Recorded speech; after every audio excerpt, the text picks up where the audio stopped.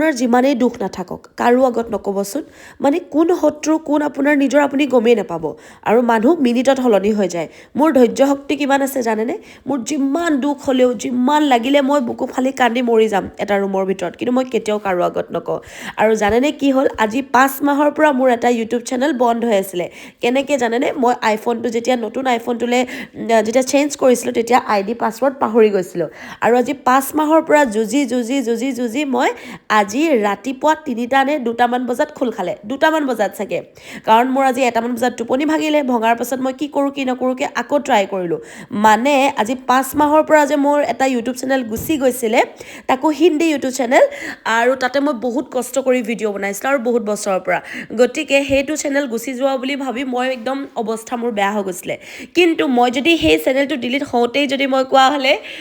মই কি আছিলে দুখবিলাক ক'ব নিবিচাৰোঁ কাৰণ মই জানো মোৰ আশে পাশে শত্ৰু ঘূৰি ফুৰিছে মানে কোন নিজৰ কোন শত্ৰু গমেই নাপাম হাঁহি মাতিটো চবেই মাতে কিন্তু মনৰ ভিতৰত যে বেলেগ এখন চেহেৰা লৈ আছে সেইটোতো গম নাপাম আৰু মই মোৰ দুখৰ কথা কৈ তাহাঁতক মই কিহৰ সুখ দিবলৈ আছে হয়নে নহয়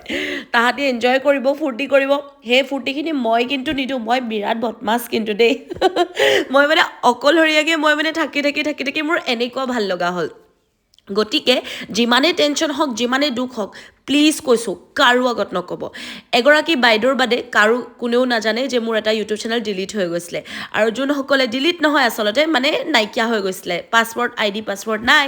অৱশ্যে মোৰ 4টা ইউটিউব চেনেল আছে 4টা ফেচবুক 4টা ইউটিউব গতিকে এটা চেনেলত বাৰু চিলভাৰ বাটন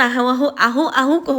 হৈ আছে আহিলে আপোনালোকক বাৰু জনাম গতিকে এটা ভিডিঅ' বনাবলৈতো কিমান কষ্ট কৰিব লাগে আপোনালোকেতো জানেই চাগে ন ৰেচিপি বনাবলৈ হ'লেও গোটেইখন কাঁহী বাতি ধোৱা গোটেই পাকঘৰ অৱস্থা নাইকিয়া হৈ থাকে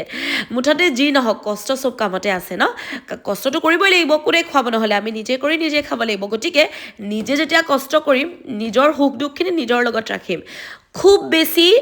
আচলতে মই বহুত বেছি কম মানুহ আছে মোৰ লগত বহুত কম সেইখিনি কিন্তু বিৰাট স্পেচিয়েল গতিকে আজি 5 মাহৰ পৰা যে মই যে এটা মেণ্টেল টেনশ্যন লৈ আছিলোঁ সেইটো কোনেও গম নাপায় ন মোৰ শত্ৰুখিনিক জানিবই নিদিলোঁ আজি যেতিয়া মোৰ খোল খাই গ'ল এতিয়া মোৰ শত্ৰুখিনিয়ে ভাবিছে চাগে দেই মোৰ মতে ইছৰাম আগতে জনা হ'লে ইমান ভাল লাগিলেহেঁতেন এইজনীৰ আকৌ খোলেই খাই গ'ল আচলতে ভগৱান আছে যে আপুনি যদি ভাল কাম কৰে ভগৱানে আপোনাৰ সাথ দিবই আপোনাৰ লগ দিবই গতিকে অকণমান ধৈৰ্য ধৰকচোন অকণমান নিজৰ দুখখিনি কাৰো আগত নক'বচোন অকণমান ভগৱানৰ ওপৰত বিশ্বাস কৰক আৰু আপোনাৰ মুখৰ আগত আপোনাৰ লগত কোন ভাল কোন বেয়া আপুনি গমেই নাপাব ইমান আপোনাৰ লগত ভাল হৈ থাকিব কিন্তু আপোনাৰ পিছে আপোনাৰ পাছতে আপুনি নথকা সময়তে আপোনাৰ ইমানেই বদনাম গাব গতিকে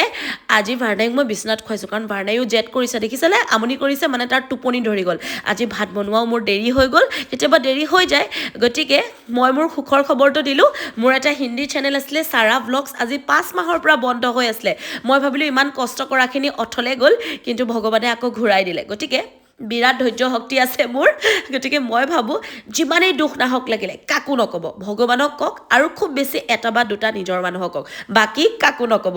এটাই স্পেচিয়েল বন্ধু বনাওক একদম